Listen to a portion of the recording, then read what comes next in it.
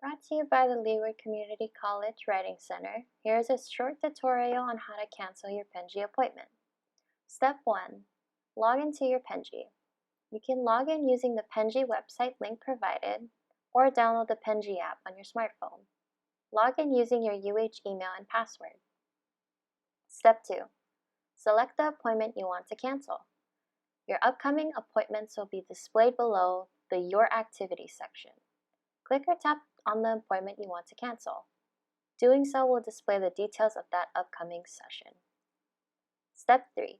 Select the appointment setting option. This will be located at the top right of your screen, displayed as an ellipsis.